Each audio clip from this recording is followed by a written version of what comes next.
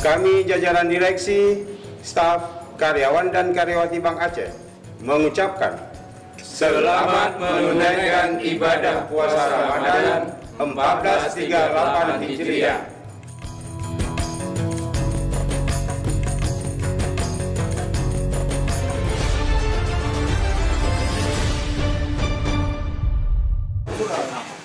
Sudarlun, petugas Wilayatul Hisbah Kota Banda Aceh menangkap basah penjual dan pembeli nasi bungkus di salah satu rumah makan di belakang kafe dan resto Guest House Simpang 5, Banda Aceh.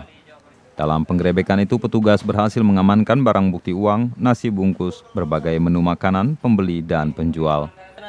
Tempat tersebut adalah kafe and resto yang berada berdampingan dengan markas Kodam Iskandar Muda.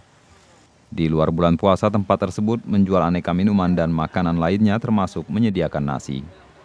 Dari Banda Aceh, Budi Fatria, Serambi On TV.